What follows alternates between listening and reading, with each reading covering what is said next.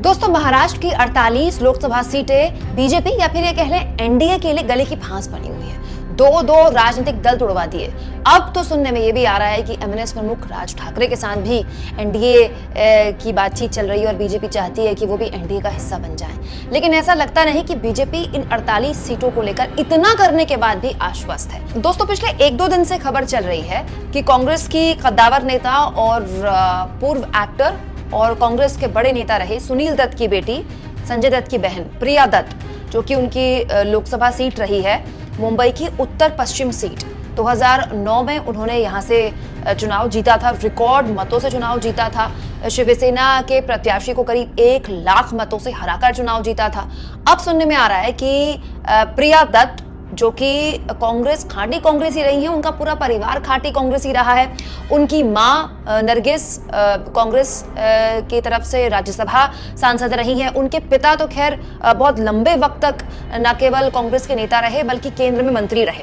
लेकिन अब सुनने में आ रहा है कि संजय दत्त की बहन और सुनील दत्त की बेटी प्रिया दत्त शिवसेना के जो शिंदे गुट है उसमें जल्द शामिल हो सकती हैं और उनकी तरफ से चुनाव लड़ सकती हैं। ऐसा सुनने में आ रहा है कि 1-2 दिन में इस बात को लेकर फाइनल बात हो जाएगी और प्रिया दत्त चाहती हैं कि वो उसी उत्तर पश्चिम सीट से चुनाव लड़ें, क्योंकि उत्तर पश्चिम सीट ही संजय दत्त और प्रिया दत्त के पिता सुनील दत्त की विरासत रही है। ये उन्हीं की सीट रही है। वहीं से प्रिया दत्त इससे पहले भी लोकसभा सांसद चुनकर आई हैं। तो बड़ा सवाल ये है दोस्तों कि जो परिवार पूरी तरह से कांग्रेसी रहा, खाटी कांग्रेसी रहा, जिनके माता पिता बहन हमेशा से कांग्रेसी रहे, क्या अब इस मोड़ में, राजनीति के इस मोड़ में आकर वो एनडीए का हिस्सा वाकई बन सकते हैं? इसे लेकर अब संजय दत्त का एक पुराना वीडियो सोशल मीडिया में काफी वायरल हो रहा है। दोस्तों, ये संजय दत्त का उस वक्त का वीडियो है जब आपकी अदालत में कुछ साल पहले संजय दत्त आए थे और संजय दत्त से पूछा गया था कि क्या वो राजनीति में आएंगे, कांग्रेस पार्टी के टिकट से चुनाव लड़ेंगे।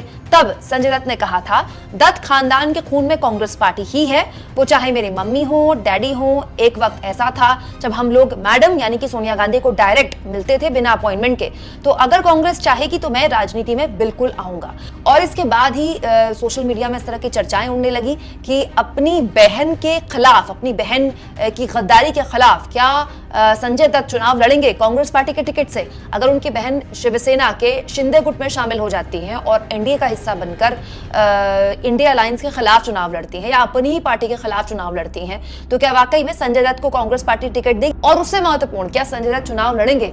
हालांकि इसी इंटरव्यू में जिसमें संजय दत्त ने बात कही थी कि उनके खून में, उनके खानदान के खून में कांग्रेस पार्टी ही है, उस वक्त भी रजत शर्मा ने उनसे पूछा था कि आप चाहते हैं, आप कह रहे हैं कि आप कांग्रेस पार्टी के टिकट से चुनाव, अगर कांग्रेस पार्टी टिकट देगी तो वो आप चुनाव लड़ेंगे, लेकिन आप तो नरेंद्र मोदी से भी मिलते हैं। तब भी उन्होंने कहा था कि कलाकार किसी से भी मिल सकता है, लेकिन क्योंकि मेरे खून में, मेरे खानदान के खून में कांग्रेस पार्टी है, तो अगर कांग्रेस पार्टी चाहेगी तो वो चुनाव लड़ेंगे। तो बड़ा सवाल यह है कि क्या वाकई में महाराष्ट्र में बहन वर्सेस भाई का ये बिल्कुल अजब गजब और किसी ने ना सोचा हो इस तरह का मुकाबला देखने को मिल सकता है? और अगर ये मुकाबला देखने को मिलता है दोस्तों तो बड़ा दिलचस्प होगा, क्योंकि संजय दत्त अपने दौर में जब उनकी बहन लगातार लोकसभा चुनाव लड़ती रही, अपनी बहन के लिए प्रचार भी करते रहे। तो बड़ा सवाल ये है कि संजय दत्त जो अपनी बहन के लिए प्रचार करते रहे, जब वो कांग्रेस से चुनाव लड़ती रही, खुद को वो कांग्रेसी बताते रहे, पूरे खानदान की रगों में, खून में कांग्रेस दौड़ता रहा, ये कहते रहे, तो बड़ा सवाल ये है कि प्रिया दत्त, जिनकी रगों में भी वही खून है जो संजय दत्त के खून में है,